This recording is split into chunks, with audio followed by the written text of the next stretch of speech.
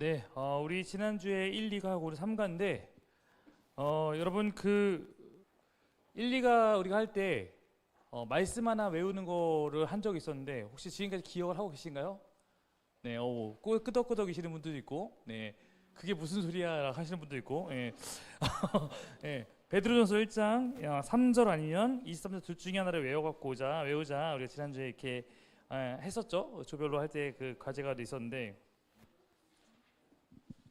네, 우리 그냥 뭐 검사할 건 아니지만 우리 3절을 외우신 분, 저도 3절을 외웠는데 3절을 외우신 분 한번 책을 보시지 마시고, 네, 우리 서로 한번 해봅시다. 시작.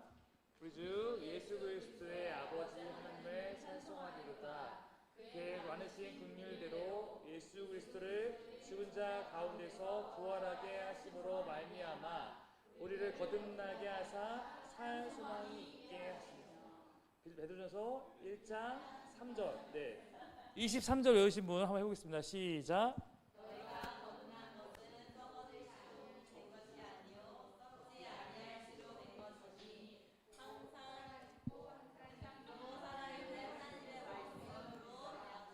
네, 알겠습니다. 한 번도 저를 쳐다보지 않은 분들이 몇 명 있어서 저하고 아내도 이제 풍삼쳐서 이번에 이제 이렇게 나누는 건 처음인데 아내가 이제 그런 얘기를 해서 공감하시는 분도 있겠지만 저희 아내는 청년 때 처음 신앙생활 시작했거든요. 근데 그때 누가 이런 걸 우리에게 알려줬으면 내가 헛발질을 하지 않았을 텐데 이런 얘기를 했었거든요. 사실 대부분의 사람들이 조기 교육을 잘못 받았다. 우리가 사실 이제 해보면 우리가 우리 안에 좋은 어떤 그 초기의 가르침이 있었던 좀 더 하나님을 오해하지 않고 배웠을 텐데, 그러나 이제 어떻게 보면 우리가 이 시간에라도 어떤 부분은 교정하고 또 어떤 부분은 당연히 여기까지 오기 전에 이미 하나님께서 우리 다양한 방식으로 또 교정하여 주실 것 믿고, 오늘은 그래도 우리의 기초를 다시 한번 세워가려고 합니다.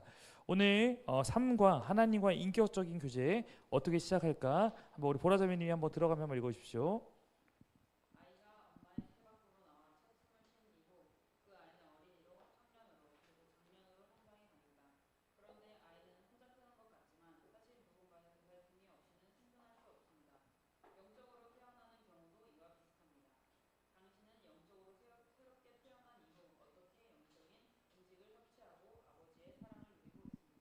네, 저를 보셔도 됩니다. 여러분 저는 개인적으로 동물애하고 이런 거 이제 동물 되게 좋아하고 동물 이런 거 좋아하는데 그 동물들 중에는 정말 태어나자마자 걷는 동물들이 있어요. 네, 그 태어나면 애가 막 태어났는데 끈적끈적한데 막 이렇게 하더니 이제 일어나서 걷는 게 있는데, 인간은 특이하게도 모든 동물 가운데 태어나자마자 식이 가장 약한 동물이에요. 그러니까 어떤 동물은 태어나자마자 혼자 생존을 하거든요. 근데 인간은 우리 지금 아이들을 봐도 그렇고 혼자 도도 살려면 얼마나 필요할까? 인간에게는 시간이 엄청나게 많은 시간이 필요한데 영적으로도 좀 비슷하다라는 것을 기억할 필요가 있어요. 제가 이제 저희 교회 지금 풍삼초, 풍산기 또 뭐 여러 가지를 이제 하게 된 거는 이 단체 하나북이라는 단체를 제가 만나면서부터인데, 그 전까지는 저도 어떤 생각 갖고 있었냐면 교회에 와서 그냥 교회를 잘 다니고 신앙생활 잘 하게 하면 된다라고 생각하고 있었는데, 그러니까 인간에게 영적으로도 단계와 성장이 필요하다는 것을 사실상 안다고 말하지만 그거를 갖고 돕고 어떻게 해야겠다는 생각을 잘 못했던 것 같아요. 그래서 저에게 이제 맨 처음에 이 하나부 갔을 때 이 질문이 제일 충격적이었거든요. 목사님의 교회에서 성도가 왔을 때 1년이 지나고 3년이 지나고 5년이 지났을 때 어느 정도 성장할 수 있도록 그걸 도울 만한 계획과, 목사님과 함께 하는 사람이 5년이 지났으면 어느 정도, 10년이 어느 정도 이 단계에 대한 양육에 대한 그런 방식이 혹은 준비가 되어 있습니까? 아니면 목사님의 교회는 그냥 와서 예수 믿으면 끝, 그러다 알아서, 아무리 봐도 이 예수 믿으면 끝 알아서 이거 같은 거예요. 저도 한 번도 그렇게 한 적이 없고. 그러니까 우리가 이거 풍삼 처시하는 이 시간을 하는 이유는 우리가 교회 와서 어떤 부분에서 회심에 대해서 가르치고 회심을 이야기하는데 많은 시간을 쓰고, 우리 지난번에도 그래서 3B 기억나시죠? 점검도 하고 이렇게 했지만 그 다음에 예수 믿었을 때 초기 단계에 우리가 배워야 될 것들, 마치 아이에게도 그 어린 시절이 잘 배워야지 잘 성장하는 것처럼 그 부분이 굉장히 중요하다. 어떻게 보면 오늘도 그 이야기를 지금 하고 있는 거예요. 영적으로 태어난 이후에 우리가 그냥 둔다고 자라지 않는다. 영적으로 태어난 이후에 우리는 잘 돌봐줘야 되고 잘 돌봐주는 만큼 잘 자랄 수 있다. 이렇게 말을 하고 있어요. 그러면은 이 인간이 성장하듯이 영적으로 성장한다는 거예요. 탄생이 있고 유아기가 있고 자라면 청소년이 되고 청년이 되고 장년이 되고 또 나를 통해 누군가 생명이 또 나타나고 그럼 부모가 된 거죠. 이런 과정들을 우리가 쭉쭉쭉 이렇게 해나간다라는 건데 우리가 인간에게도 어떤 시기에 딱 성장이 멈췄어요. 그럼 엄청난 고민과 걱정이죠. 아이가 자라야 되는데 초등학교 1학년에서 안 자라 더 이상. 사실 우리 부모에게는 엄청난 큰 고민이지 않습니까? 근데 우리 영적으로는 사실 그런 생각 잘 안 할 때가 있거든요.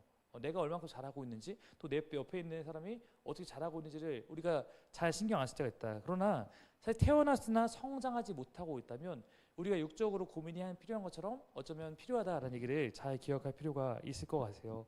그래서 내가 과연 여러분은 지금 제가 봤을 때 방금 막 영적 태어났다 이런 분들보다는 이미 회심을 했고 대부분의 사람들은 그 과정 없겠지만 나는 그 이후로 계속 잘 자라고 있나 어쩌면 이 질문이 우리에게 필요하지 않을까 좀 생각해 봅니다. 2번 한번 읽어주시죠. 사모님 한번 읽어주세요.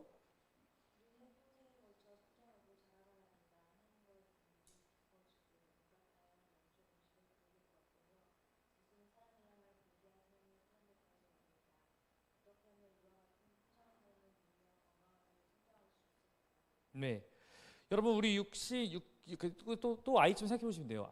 아이에게 가장 필요한 것이 뭘까? 그러면은 일단은 아이도 뭘 먹어야지 잘하잖아요. 그렇죠? 뭐 모유를 먹든 이유식을 먹든 먹는 게 있어야 된다. 신자에게도 건강한 음식이 있다. 건강한 음식 뭐라고 또 이렇게 준비해 오셨습니까? 뭐죠? 네, 성경. 네, 사실은 우리는 성경이 없으면 같은 신앙 안에 있다고 말을 할 수가 없잖아요. 누가 옳고 누가 틀린지 성경으로 알 수 있기 때문에 결국은 성경은 사실은 하나님이 우리가 신자가 잘 할 수 있도록 우리에게 주신 하나님을 알아가고 영적으로 성장할 수 있는 그런 건강한 음식이다. 그래서 이거를 우리가 할 수 있고요. 다만 여러분들이 성경을 보고 싶어도 성경이 한 번에 잘 읽혀지지 않잖아요. 처음에 교회 오면은. 그러면은 요즘엔 좀 미디어가 좋으니까 어떻게 성경을 이해할 수 있는 돕는 것들도 많이 있고 아니면 번역본들도 많이 있잖아요. 여러분들은 보통 성경을 읽으면 어떤 걸로 많이 보세요?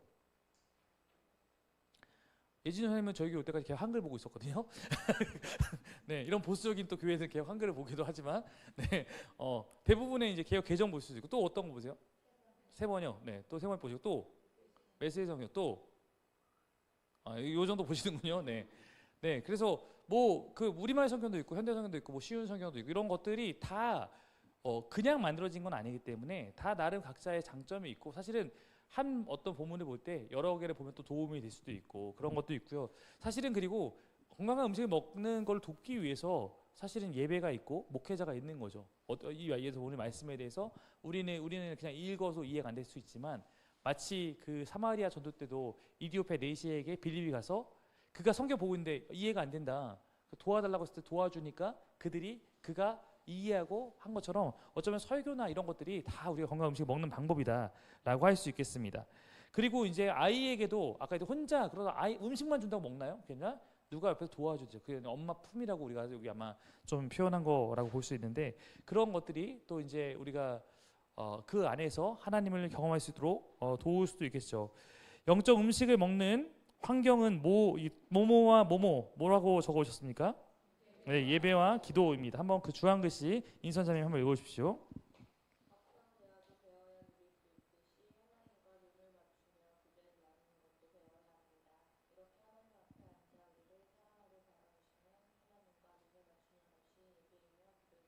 네, 오늘 저한테 한 자매가 네, 와서 이제 자기가 이제 이렇게 어떤 가족의 이제 시집을 가서 속하게 됐는데 이제 거기는 다 너무나 신앙이 전통적으로 깊고 그러다 보니까 기도할 때 막 이렇게 현란하게 매우 현란하게 같이 기도하는데 돌아가면서 기도를 시킨대요 문화가.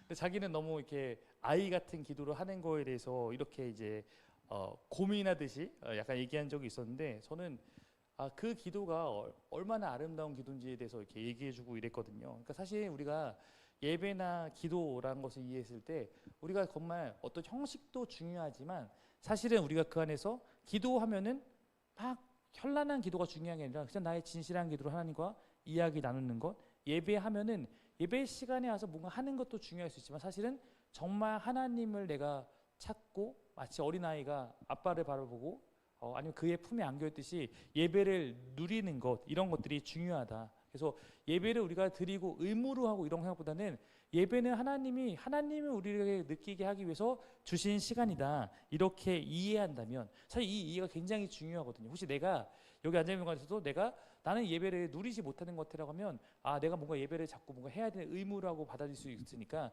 예배는 어쩌면 하나님을 우리에게 주셔서 내가 너의 아버지야, 내가 너와 함께 할 거야, 이거를 누리는 시간이 될 수 있도록 여러분이 거기에 대해 생각을 한번 그렇게 좀 해보시고, 하나님이 나를 어떻게 바라보고 계실까, 지금 예배하고 있는 나를 어떻게 바라보고 계실까, 이런 것들도 한번 좀 생각해 보신다면 우리가 그분의 좀 나를 향한 사랑의 눈, 혹은 나에게 위로하고 싶은 그 눈앞에 우리가 눈을 맞추면서 나아갈 수 있지 않을까 생각합니다. 자, 영적성의 첫걸음에 대한 부분 한번 넘어가 볼게요. 네, 육적으로나 영적으로나 성장을 위해서는 건강 음식과 거기서 먹는 환경이 아주 중요하다. 그렇다면 구체적으로 그 성장의 첫걸음을 뗄 때는 어떻게 해야 할까요?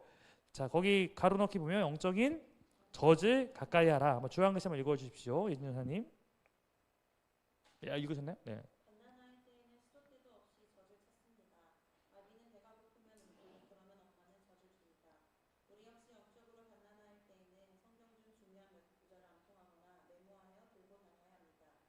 네. 그다음 거 세희 자매님 한번 읽어주십시오.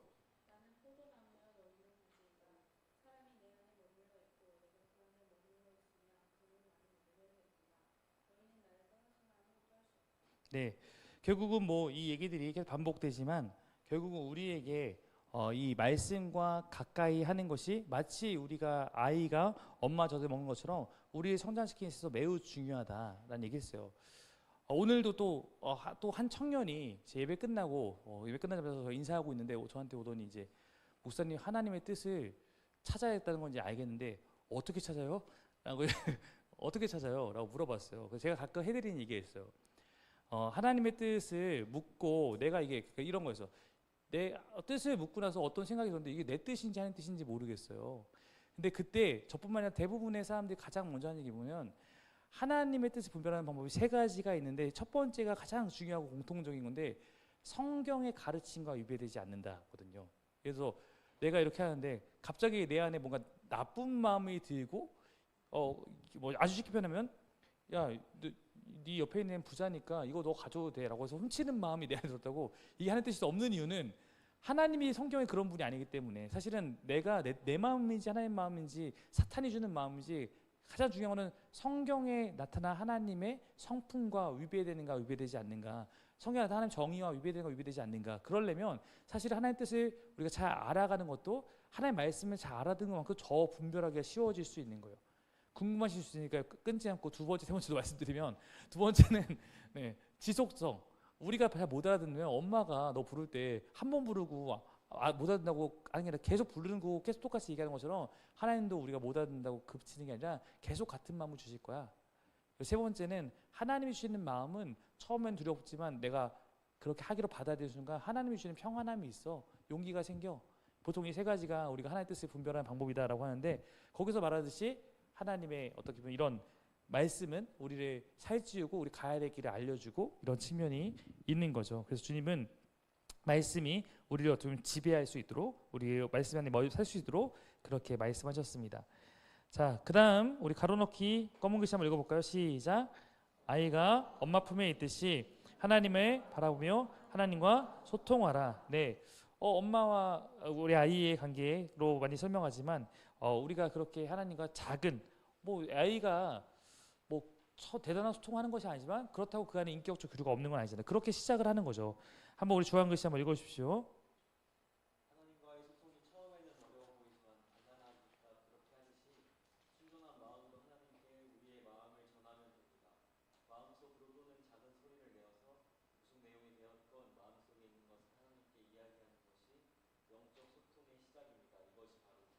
네, 그러니까 기도를 아주 쉽게 생각을 해야 된다. 기도는 그냥 내 이야기를 하나님께 진실하게 하는 거다. 그래서 정말 뭐 여러분 처음에 기도 어떻게 하셨어요? 혹시 기억나시나요? 여러분 처음에 기도는 어떻게 했었는지? 예. 뭐 그냥 하나님 뭐 거기 정말 계신가요? 뭐 이렇게 시작할 수도 있고, 예, 다뭐 멋들어지기 시작하는 건 아닐 수도 있잖아요. 근데 진짜 진실하게 내 옆에 하나님 듣고 계신다 생각하고 내 있는 이야기를 하는 것, 그런 것이 기도고, 여러분 이제 그 정도 수준은 아니니까 여러분에게 조금 다른 얘기를 하자면, 저는 개인적으로 우리의 마음의 억울함, 내가 어디 가서 털어놓지 못하는 정말 정말 분노, 이런 것들도 저는 그냥 하나님께 진솔하게 우리가 나누는 것이 다 기도일 수 있다. 사실은 우리가 그렇게 함으로 말미암아 다른 데 가서 내가 그렇게 쏟아내면 그 사람도 역반응이 나거나 아니면 나의 어떤 부분에 대해서 또 상처를 받거나 서로 이렇게 되지만, 하나님은 우리의 쏟아내는 것도 충분히 다 받아주시고, 그 다음에 괜찮니? 말씀하시는 분이니까 사실 우리의 기도는 늘 진실해야 된다. 그러니까 너무 멋있는 기도를 하려고 하지 말고 진실한 기도를 하는 것이 중요하다 정도를 말씀드리고 싶습니다. 4번 보면, 가장 초보적인 영적 출발을 했다면 이제 좀 더 건강한 습관을 키워가야 합니다. 이 교재는 하나님과 배타적인 대화 시간을 가지도록 강력하게 추천합니다. 당신은 그 이유와 방법에 대해 어떻게 생각하십니까? 연하자매님 한번 읽어주시겠습니까?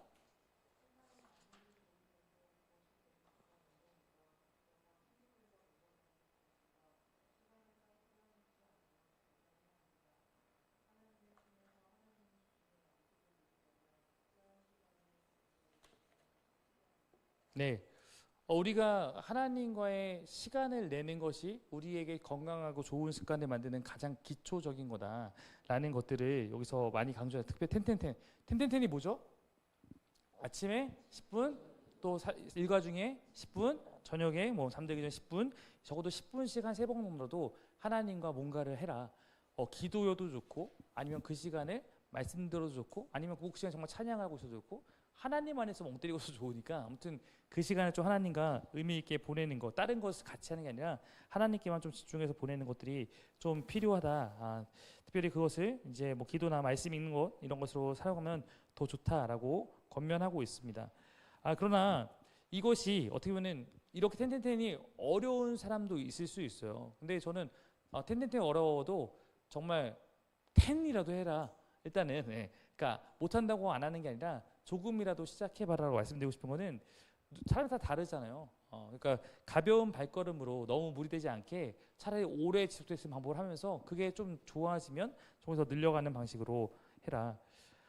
저는 그 영상에 나왔던 얘기 같은데 이 얘기가 되게 좋았어요. 엄마 젖을 떠나면 죽고 엄마 젖을 먹으면 그냥 큰다.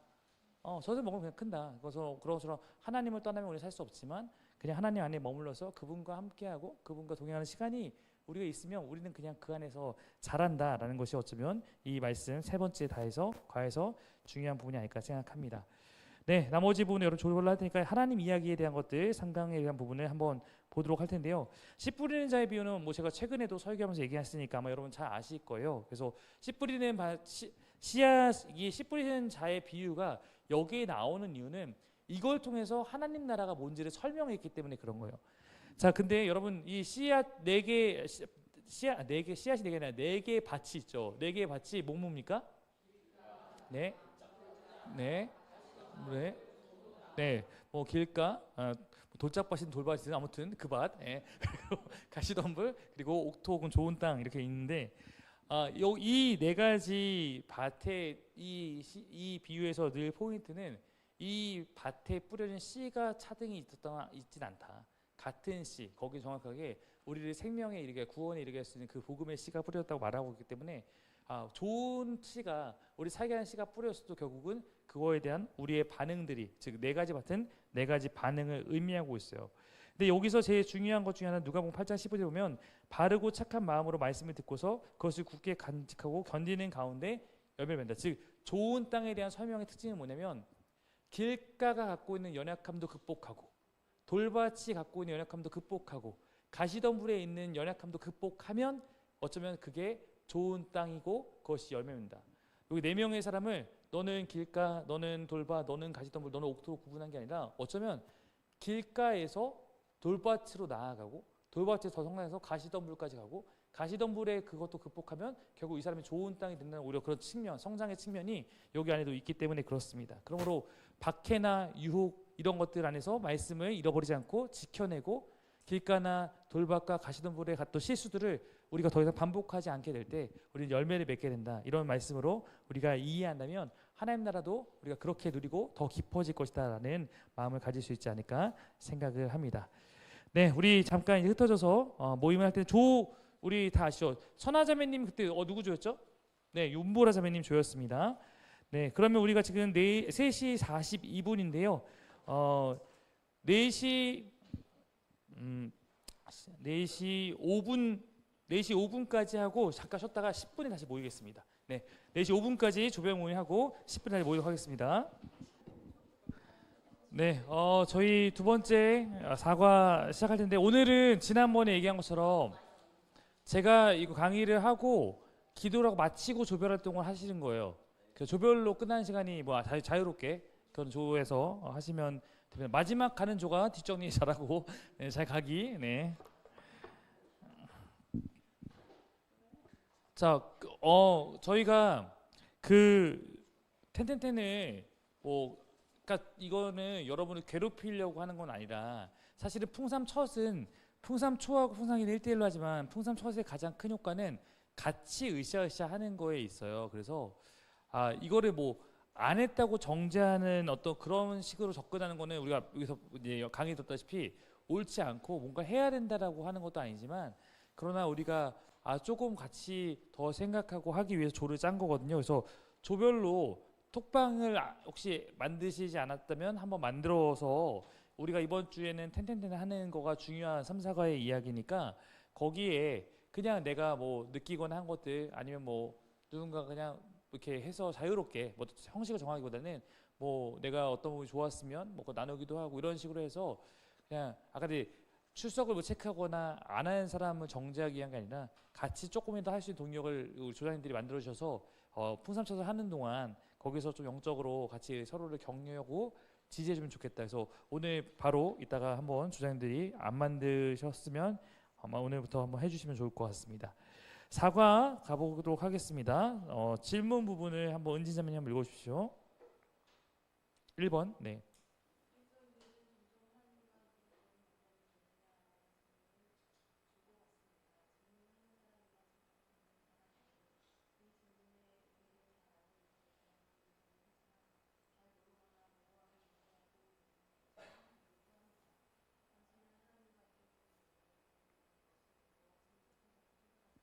네.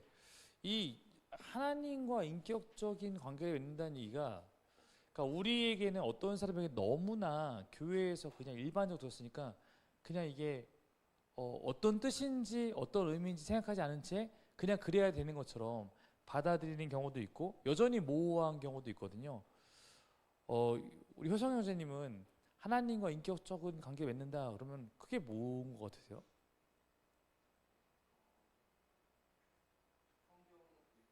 음, 음, 음,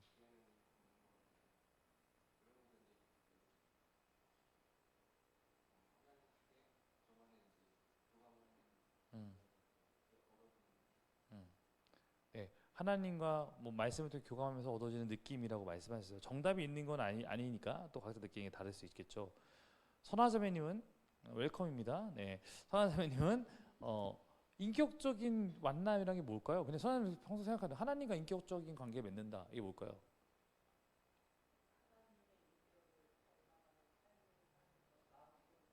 음, 음.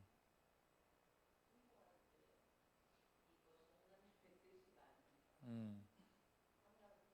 하나님을 생각하면서 하나님 닮아가는 게 인격적인 관계 맺는 거다. 한 분 정도 더 물어봅시다. 네, 최보은 사모님. 네, 네 얼굴 피세요. 네, 얼굴 피세요. 네, 이따 저 욕하시면 안 돼요. 네, 네,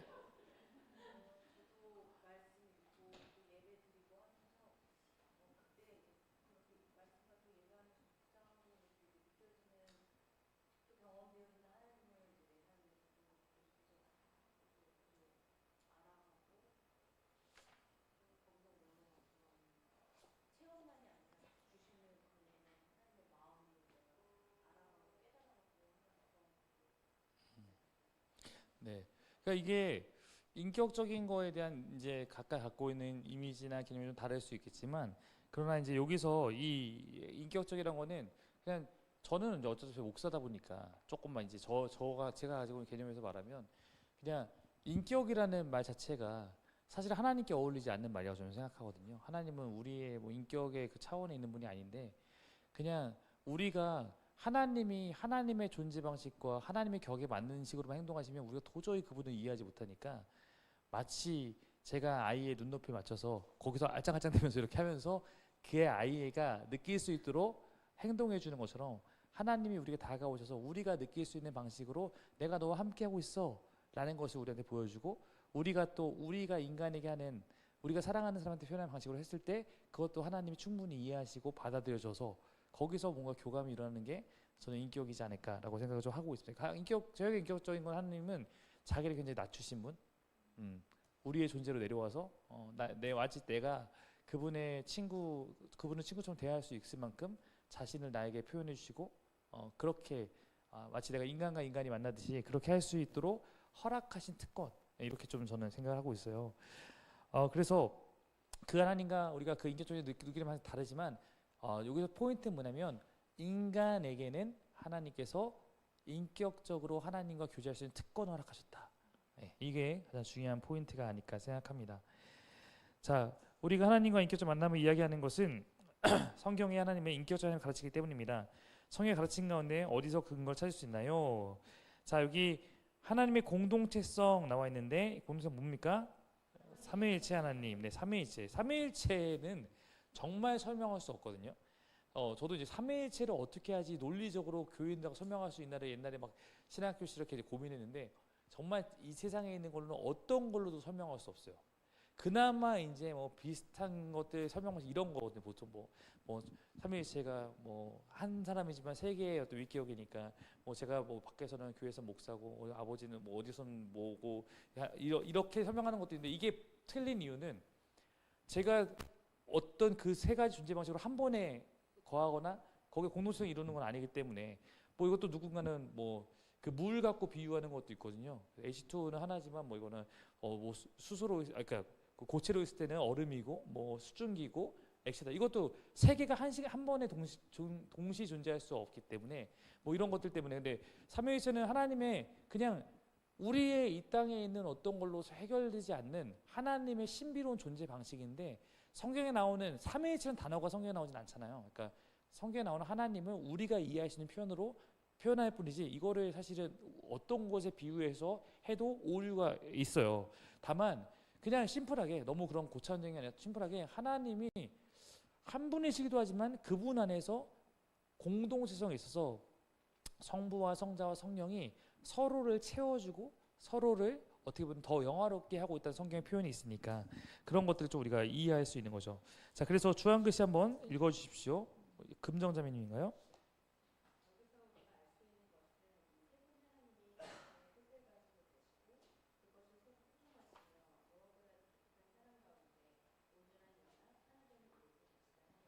네, 하나님이 어떻게 보면 그렇게 누군가와 연합하고 사귐을 누리고 있는 거기에 어쩌면 인간도 끼워주셨다? 이런 표현을 지금 여기 좀 할 수 있을 것 같은데, 그게 이제 프란시스 포의 좀 인간에게 주어진 특별한 특권에 대한 도표죠. 네, 도표 보시면 여기서 사실 존재성으로 봤을 때는 하나님과 피조 세계에 있는 속한 거는 너무 격차가 크다.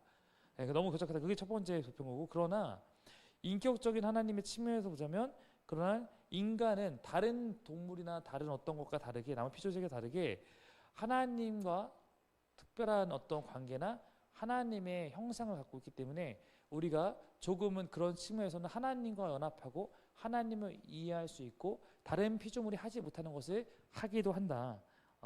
사실 풍삼초에도 이런 얘기, 지난주에 뭐 그런, 저 하도 여기저기서 풍삼초 많이 해갖고 저 기억 안 나는데 네, 인간, 제가 어디서 그런 설교 때 했나요? 동물은 내가 뭘 하고 있을 때 내가 이런 존재가 돼야지, 뭐 이런 생각을 하지 않을 수 있지만, 인간에게는 사실 내가 이런 존재가 됐을 때 내가 원하는 어떤 목표를 설정해 놓고 내가 정말 그렇게 살아가고 있을 때 기뻐하고, 사실 이런 측면들이 저는 동물과 인간이 굉장히 구별되는 걸 생각해요. 그러니까 아무리 과학적으로는 우리의 DNA가 다른 어떤 피조물과 비슷하다고 해도 먼저 그거는 전혀 문제 없다고 생각해. 그러나 성경이 말하고 있는 거는 그런 과학적 측면이 아니라 하나님이 인간을 매우 특별하게 창조하셨고 인간은 아까 이제 하나님과 인격적 관계를 가질 수 있고 그래서 인간은 여기 책에 나온 대로 하면 뭐 동물이 할 수 없는 일을 한다. 사상, 과학, 예술, 문명. 여러분 지금부터 뭐 혹성 탈출 같은 영화는 거기서도 뭐 걔네 유인원들이 막 몸 만들고 그러지만 우리가 일반적으로 봤을 때 우리가 강아지 키우시는 분 많겠지만 강아지들끼리 자기들끼리 100년을 뭐 서로 잘 지낸다고 걔가 집을 짓고 이러진 않겠죠. 문명을 만들고 이러지는 어렵잖아요. 그러니까 우리는 그러나 인간은 그렇게 하잖아요. 그러니까 이런 것들은 우리가 다른 동물과 좀 특별한 또 하나님 주신 능력도 있고 그 하나님을 배우고 알아갈 수 있는 특별한 독특성이 갖고 있다. 이런 것들을 좀 기억할 필요가 있습니다. 자, 4번 말씀 한번 거기 읽어 주십시오.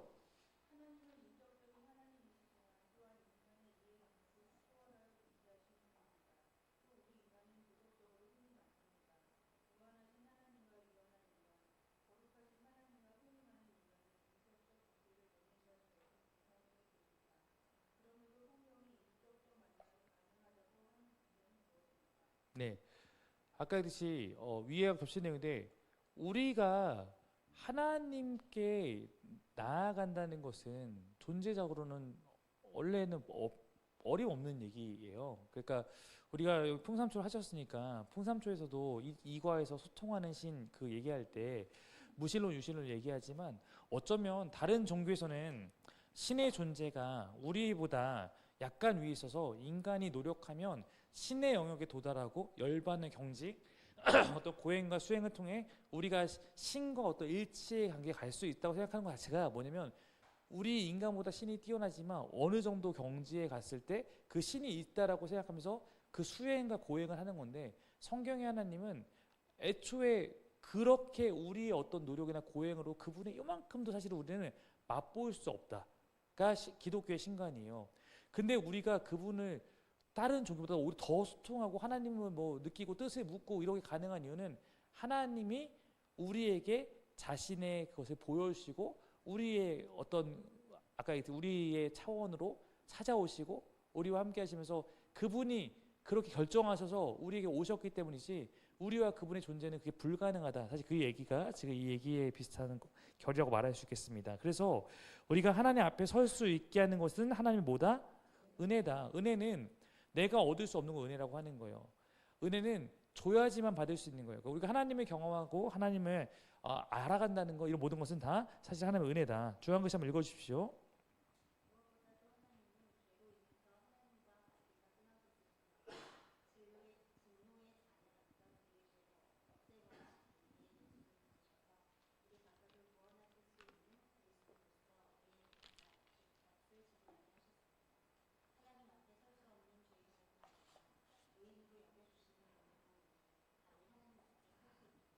네, 저희 진로의 전형은 오해를 받을 수 있죠 우리가 그죠?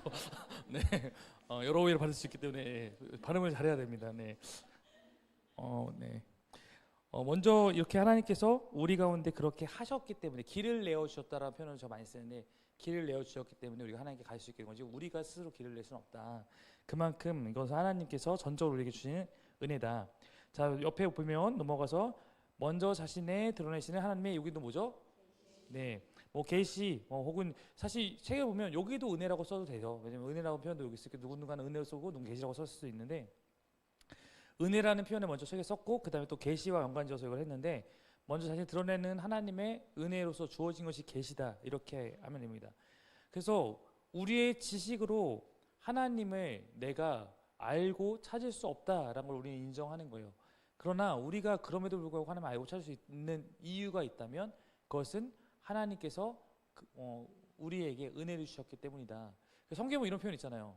하나님께서 어떻게 보면 자신의 그런 진리를 똑똑한 자에게는 감추시고 미련하고 어린아이 같은 자에게는 또 밝히시고 뭐 하나님의 어떤 비유나 이런 것들도 누군가 뭐 뛰어난 사람이 이해하는 게 아니라 누군가에게는 아주 쉬운 얘기고 누군가는 아주 먼 이야기고 이런 얘기는 성경이 하고 있는 것은 이게 머리가 좋아서 하나님을 알고 지식이 뛰어난 하나님을 알 수 있는 게 아니라 이건 철저히 은혜의 영역이기 때문에 그렇다. 계시로 주어진 하나님을 우리가 누리는 것을 은혜다라는 것을 말하고 있는 것입니다. 그러나 다만 하나님께서 계시의 말씀을 하나님의 계시를 성경으로 하셨다는 것은 굉장히 중요한 거예요. 왜냐면 우리가 이제 성경이 없다면이라는 질문을 던져보면 답이 되게 나오거든요. 성경이 없다면 지금 우리는 어떤 기준 자체를 잃어버릴 수밖에 없고, 그 다음에 하나님의 뜻이 어떻게 성취되어 가는 거를 우리가 잘 모를 수밖에 없어요. 그런데 글로 주어졌고, 우리는 글로 주어졌지만 그 글로 주어진 것들이 실제로 우리 현장에서 나타나는 거나 역사에 나타나는 것을 확인할 때마다 하나님의 살아계심과 일하심을 더욱 밝히 이해할 수 있는 거기 때문에 하나님께서 우리에게 성경을 주신 것은 굉장히 중요한 하나님의 어떤 선물, 그리고 우리가 성경을 읽고 하나님을 알아간다는 것도 우리의 중요한 특권이다 말할 수 있습니다. 주황색 글씨 한번 읽어주시겠습니까?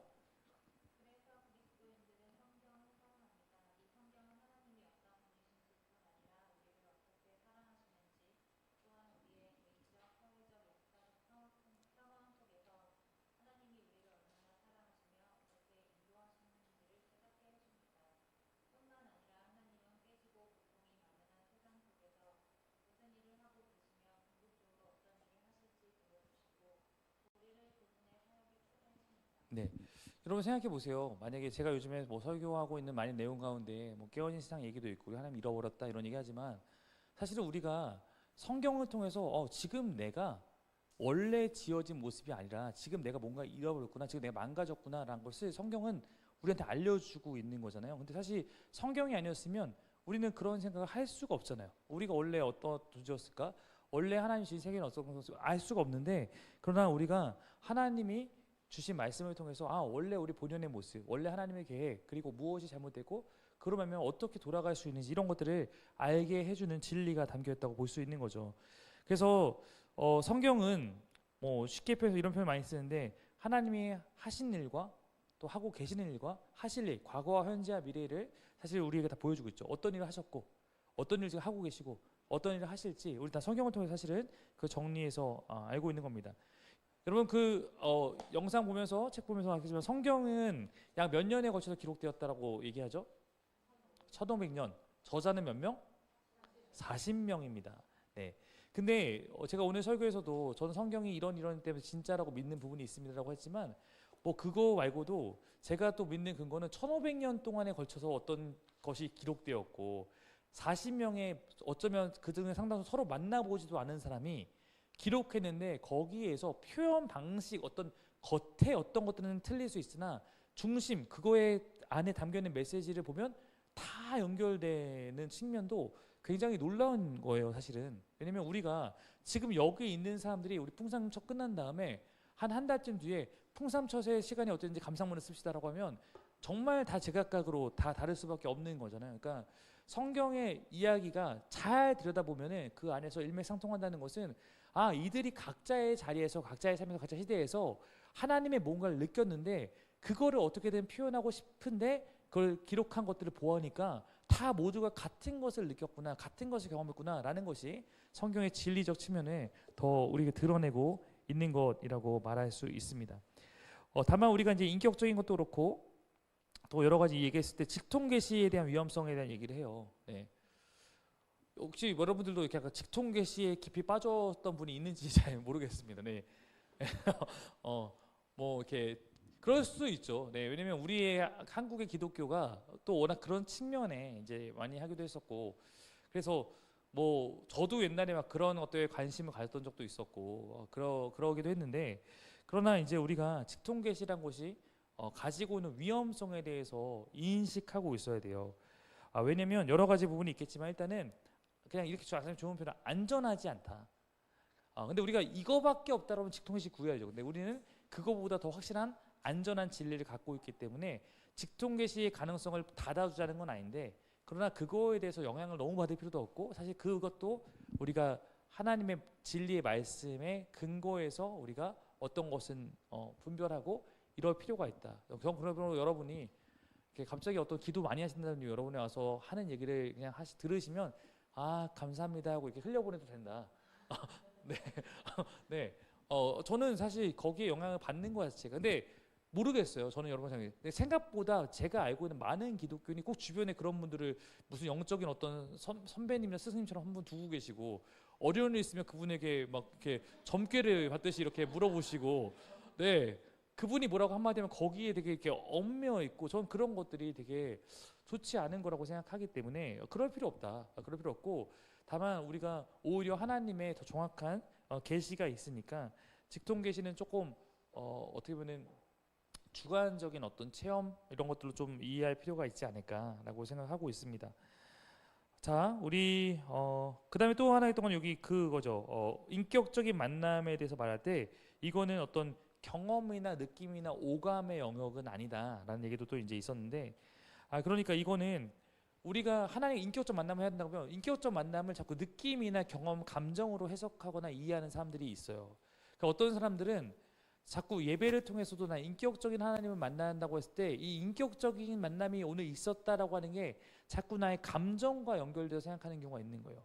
내가 오늘 예배 드리고 특별히 가장 우리 마음 드는 건 눈물이잖아요. 내가 오늘 예배 드리는데 눈물이 또르르 났어. 네, 그러면 나 오늘 인격적인 하나님 느꼈어. 네. 이건데 그거는 그렇지 않을 수도 있다. 눈물 한 방울 안 나는 사람이 더 인격적인 만남을 가질 수도 있고 눈물을 펑펑 흘리는 게 좋지 않다. 물론 눈물 흘리는 게 잘못된 건 아니지만 그거는 전혀 그냥 다른 문제다. 우리는 오감으로 만나기 원하지만 사실 하나님은 그렇게 꼭 만나야 되는 분은 아니다. 그냥 하나님에 대해서 이 풍삼 첫 뒤에 보면 부록이 있는데 거기 보면 이런 내용이 있어요. 하나님이 우리와 함께 하시겠다는 것은 약속이다. 우리는 하나님 신실하심을 믿기 때문에 하나님이 나와 함께 하신다는 것을 내가 지금 느끼기 때문이 아니라 그냥 그 하나님이 함께 하시면 약속이기 때문에 믿고 그분께 구하는 거예요. 일단은 그래서 하나님이 나와 함께 계십니다. 하나님이 내 기도를 들으십니다. 하나님 나의 예배를 기뻐 받으십니다라고 우리는 그것을 그 약속에 대해서 우리가 고백하면서 기도하고 예배를 할 때 그 안에서 이제 우리가 하나님과 어떤 친밀함을 누리기도 하고 어떤 부분이 흔히 말하는 로고스가 레마가 되는 거죠. 오늘 분명히 그냥 설교의 어떤 부분인데 그게 나에게 주는 음성도 들리기도 하고 이런 것들을 경험할 수는 있죠. 그러나 그런 어떤 경험이 우선되는 건 아니다. 우리는 하나님 약속에 근거해서 하나님과의 관계로 나아가는 것이다. 나의 난 회심, 나는 그 하나님을 믿는 고백이 확실히 있으니까 나의 존재를 새롭게 하셨다는 걸 믿고 난 새로운 존재가 되었다고 받아들이고 살아가는 거죠. 여러분이 새로운 존재가 되었다는 것을 어떻게 느끼겠어요? 네. 갑자기 뭐 새로운 존재가 되고 눈 색깔이 바꿔지는 것도 아니고 아니기 때문에 그런 것들보다는 그 약속 안에 우리는 거하는 거다라고 해서 한 번 더 강조드리고 싶습니다. 자, 6번 한번 읽어주십시오.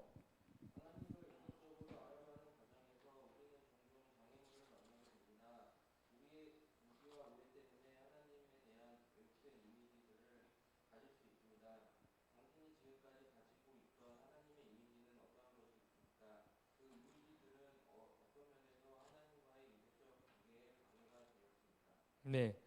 그러니까 우리가 하나님을 있는 그대로 성경한테 받아들이기보다는 사실 우리에게는 선입견이 아까 서유되는 거 있어요. 다 누구에게나. 근데 특별히 이 선입견은 내가 지금 살면서 만나왔던 나의 어떤 권위자 혹은 부모님 이런 사람들에 대한 나의 인식이 사실은 하나님에게 투영될 수도 있고 그래서 저는 이렇게부터 물어보거든요. 성도님은 지금 하나님이 성도님 바라봤을 때 어떤 표정을 짓고 있을 것 같으세요? 라고 하면 답이 다 달라요. 누구는 아주 흐뭇하게 바라보실 것 같으세요 라고 하는 분도 있고 근엄하게 저를 지켜보고 있을 것 같아요 라고 할 수도 있고 혼날 것 같아요 라고 하는 사람도 있고 다 다르잖아요. 그게 사실 어떻게 보면 우리가 있는 이미지예요. 그러나 그 이미지는 그게 성경적인 거 아니면 내가 어떤 영적 권위자나 아니면 내가 혹시 뭐 나의 부모님이나 하나님 아버지라고 부르니까 내 아버지에 대한 인상이 내가 거기 투영된 것은 아닌가? 그것이 진리인가? 아닌가? 우리 분별할 필요가 있다고 말할 수도 있겠습니다. 자, 그런 장애물들이 있다면 어떻게 극복해야 될까? 가로넣기 뭐죠? 성경과 성령을 통해서 우리는 하나님 알아가게 한번 주 한 글씨 읽어주십시오.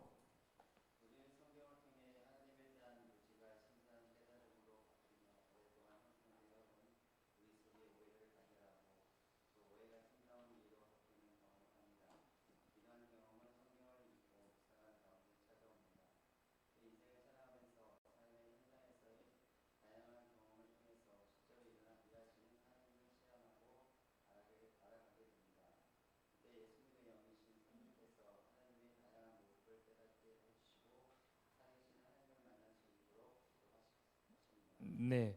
지도해 주시는 우리의 그 인도자가 성령님. 그래서 여러분 성경과 성령은 어떻게 보면 절대 어긋날 수 없다. 아까 제가 하나님 뜻을 분별하는 얘기에서도 성경 얘기했던 것 같은 맥락인데, 왜냐면 성령님이 뭐라고 했냐면 성경에 대해서 성령이 뭐라면 성령님의 뜻은 그분에게서 나온 것이 아니라 아버지 하나님의 뜻과 예수님의 뜻과 성령님의 가르침은 다 동일하다, 같다, 절대 위배되지 않는다. 근데 생각해보면 하나님의 말씀이 있는 것이고 말씀이 육신되어 오신 것이 예수님이고 그 영이 진리의 영이 성령님이니까 이거는 다 연결되어 있으니까 이 세 분의 가르침이 틀리지 않아요. 그러니까 성경과 성령의 가르침이 틀릴 수 없고 성령의 가르침이 성경을 통해 검증받을 수도 있는 거고, 그러나 또 때로는 성경에 있는 어떤 것이 지식이 아니라 나에게 주신 음성을 다가온다는 것은 성령님의 또 가르침이기도 하고, 이것이 계속해서 우리 가운데 작동하는 거죠.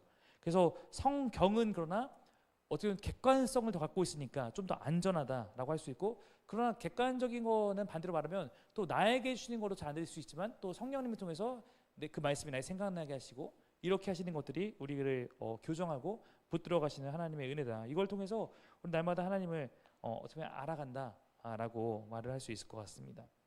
우리가 오늘 인격적인 관계에 대해서 제가 이제 다시 한번, 여러분은 이미 보고 오셨고 이미 알고 있지만 한번 좀 정리를 같이 했는데, 혹시 인격적인 관계를 하나님과 누린다라는 이 부분, 오늘 했던 부분에서 혹시 질문이 있으실까요?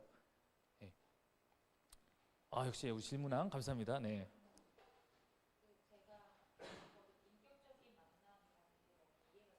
음, 음, 네.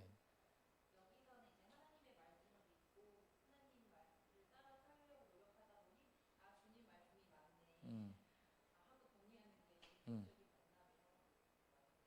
그러니까 뭐그 딱 카테고리를 딱 정할 수는 없으니까 어떤 부분에서 하나의 말씀이 맞네라고 하는 것도 당연히 인격적 만남이 될 수도 있을 것 같아요. 근데 저는 그거 안에서 어떻게 보면 성령님이 분명히 우리가 주신 말씀에 대해서 이거를 붙들어 가시고 도우시는 어떻게 보면 가정교사나 이런 것처럼 하시니까 그걸 통해서 받아들이게 되는 그 과정이, 그러니까 이거를 어렵게 생각하지 않았으면 좋겠는 게, 여러분이 내 옆에 있는 사람과 사귐을 어떻게 갖나, 나 이 사람과 관계가 어떻게 깊어지는지 생각해보면 거의 유사할 거라고 저는 생각해요. 하나님과 관계를 갖는다는 것도. 그래서 어떤 그 안에서 얘기를 나누면서 그 사람의 얘기를 듣고 또 내 얘기를 나누고 이런 과정이 반복되다 보면 그게 흔히 말하는 사귐이고 그게 인격적 만남이라고 이해도 되지 않을까라고 저는 생각이 듭니다. 잘 되시나요, 인격적 만남이? 물어보는, 하나님의 뜻을 쫓아서 살아간다는 게 저는 설교 시간에 막 그렇게 맨날 얘기하는데 잘 되시나요? 됐, 네, 됐다 안 됐다. 네. 저는 늘 이렇게 얘기하거든요. 그러니까 맨 처음에 뭐하고 맨 처음 하나님이 처음부터 야 아들 맞춰 이런 얘기 안 하거든요. 그러니까 처음에는 어떤 의미에서는 더 하나님이, 우리가 흔히 그냥 초신자 때 기도하면 더 하나님이 잘 들어주신다 이런 얘기 하는 것처럼 저 하나님 어떤 건 하지만 계속 그렇게 하지는 않을 수도 있겠지만, 그러나 어떤 부분에서 나에게 뭔가 말씀하실 때 이게 긴가민가 하지만 아까 얘기했듯이 계속 나에게 오고 말씀이, 그 다음에 하나님의 어떤 성경의 전반적 가치가 틀리지 않으면 나쁜 건 아닐 테니까 해보는 거예요. 해보면 그 해봄으로 말미암아 하나님의 일에 동참했을 때 느껴지는 어떤 것들이 피드백이 오거든요. 안 해보면 모르지만 그 피드백이 쌓일 때마다 우리는 뭘 느끼는 거냐면 이게 하나님이 나에게 원하시는 거였고 이게 반응한 게 맞구나. 그러니까 안 해보기 전까지 는 모른다고 생각해요. 근데 해봤을 때 이렇게 하는 것을 나에게 원하셨고 이게 맞구나라는 것들이 계속 쌓이다 보면 이거는 다 다를 수 있거든요. 그런 부분에서 그 다음부터 하나님의 말씀이라는 것이 좀 더 잘 분별될 수 있다고 생각해요. 그러나 내가 완벽하게 분별할 수 있다는 생각을 가지는 건 또 오류에 빠질 수 있고 너무 내 생각을 앞세울 수도 있으니까, 그러나 언제나 난 틀릴 수도 있겠지만 그러나 최선을 다해서 내가 하나님께 기도하고 나에게 주신 마음들을 따라가는 어떤 그거를 내 삶에서 지속하다 보면 그 다음에는 조금 더 무리한 어떤 것이 오더라도 그때 내가 순종할 수 있는 것이, 아직 그게 되지 않는데 우리가 성경 아까 얘기했던 너 조국을 바꿔라 뭐 이렇게 이런 것들을 하지는 않을 테니까 그 하나님과의 어떤 관계를 쌓는 여정을 좀 그렇게 이해하신다면 어떨까. 그래서 혹시 이번 한 주간 잘 되시는 분도 이미 있겠지만 어쩌면 저보다 더 잘 하시는 분도 있겠지만, 그러다 나는 아직 익숙하지 않다면 한 주간 살면서 하나님이 그냥 나에게 하라는 거를 소소하게 한번 해보자. 그러면 그것을 통해서 하나님이 나 이렇게 인도하신 거구나. 이런 뭐 하나님이 갑자기 여러분한테 뭐 100만 원, 1000만 원 누구 주라고 하지 않을 테니까 누가 단돈 몇만 원이라도 주라고 하며 예를 들어 저도 지난번에 제가 풍삼기 지난주에 하고 있는데 갑자기 누가 와갖고 돈 달라고 자기 지금 살 데가 없으니까 돈 달라고 그래갖고 뭐 여러 가지 얘기를 하지만 알죠. 속이는 걸 수도 있는데 그럴 때 생각해보는 거예요. 15,000원 정도가 필요한 일이었거든요. 15,000원 내가 이 사람 줘도 될까? 물론 이 사람이 나 속이는 걸 수도 있는데 한편으로 이런 거죠. 이거 준다고 해서 내가 못 사는 건 아니고 근데 혹시 만에 하나 이 정말 찾아온 사람이 성경에 있는 것처럼 하나님이 찾아오셔서 나에게 원하시는 걸 수도 있다라는 가능성이 있고 충분히 내가 이 정도는 할 수 있으니까 그리고 그래도 이 사람이 한 번 주면 다시 안 올 테고 그다음에 어쨌든 교회라는 곳에 대해서 뭐 갖고 있는 기대가 있으니까 왔겠지라는 마음으로 이렇게 우리가 순종해보는 것도 저도 할 때가 있는데 그런 것들이 쌓이다 보면 좀 더 선명한 움직임을 따라갈 수 있지 않을까 생각을 좀 해봅니다. 하나님 나라 이야기 한번 하고 오늘 마무리할게요. 우리가 하나님 나라에 속할 때 우리가 누리게 되는 가장 큰 축복과 영광이 무엇이냐라고 했을 때 무엇이었습니까? 네, 아버지라 부르는 것. 다른 말로 말하면 신분의 변화입니다. 존재가 바뀌었다라는 것을 받아들이는 게 굉장히 중요해요. 그러니까 거듭남도 그렇지만 이건 존재가 바뀐 거예요. 근데 제가 금요일 날도 그 얘기 코끼리 여와 얘기했지만 우리가 존재가 바뀌었다는 사실을 잘 모르기 때문에 여전히 존재가 바뀌기 전에 삶에 얽매일 때가 있는데 다른 삶이 되었다는 걸 믿고 거기에 걸맞는 삶을 사는 거다. 그러니까 기독교는 우리 옛날에 제가 한참 쓰던 표현이지만 doing이 아니라 being이다라고 하는 얘기는 우리가 뭔가 선한 일을 해서 내 존재 바꾸는 게 아니에요. 내 존재가 바뀌었기 때문에 존재에 걸맞는 일을 하는 거예요. 존재대로 사는 거예요. 다시 말하지만 우리가 뭔가 선행이나 고행이나 훈련이나 어떤 걸 해서 존재를 바꾸는 게 아니라 하나님 나의 존재 바꿔주셨음을 믿기 때문에 받았기 때문에 그 존재에 걸맞는 삶을 살아가는 거다. 그게 기독교다라고 생각하고 내가 아버지가 하나님이 나의 아버지 되셨으니까 아버지를 친근하게 아는 특권 또 우리가 그 하나님과 그렇게 알고 가게 깊어질수록 아는 만큼 더 하나님을 누릴 수 있고 사랑할 수 있기 때문에 그것을 우리가 잘 기억하면서 나의 존재가 성경의 약속대로 바뀌었다. 이전 것은 지나가서 난 보라 새 것이 되었다. 나는 거듭났다. 그것을 믿고 혹시 나에게 어떠한 문제가 왔을 때 나는 예전에는 이 문제에서 이렇게 행했지만 나 이제 새로운 사람이 됐으니까 나 이제 이렇게 행할 수 있어 라고 믿고 그렇게 해보시면 될 거예요. 그러면서 맞아 나 이제 바뀌었지 라고 하면서 더 나아가는 것이니까 그렇게 하나님의 백성으로서의 영광을 누리며 살아가기를 바랍니다. 네, 제가 하는 거는 오늘 여기까지 하고 기도한 다음에 우리 흩어져서 자유롭게 마무리하는 것으로 그렇게 하겠습니다. 기도하겠습니다. 하나님 우리가 풍성한 삶의 첫걸음을 갖고 오늘도 이 주일 오후에 함께 나눌 수 있도록 하시니 감사합니다. 하나님 우리가 정말로 하나님의 풍성한 삶을 기대합니다. 이것은 세상에서 말하는 어떤 성공이나 부유함이 아니라 하나님께서만 우리에게 줄 수 있는 하나님 안에 있는 풍요로움, 하나님 안에 있는 진짜 행복, 정말 하나님 그 자체를 우리가 누리는 삶을 소망하는 것입니다. 하나님 오늘 우리에게도 다시 한번 하나님과 어떻게 교제하고 하나님과 어떻게 하면 동행하고 특별히 하나님과 어떻게 인격적으로 깊은 사귐을 누릴 수 있는지 우리를 가르쳐 주셨사오니 우리가 잘 소화해서 또 하나님과의 그런 관계를 잘 쌓아갈 수 있도록 인도하여 주옵소서. 감사드리며 예수님 이름으로 기도드립니다. 아멘. 네, 수고하셨습니다. 네.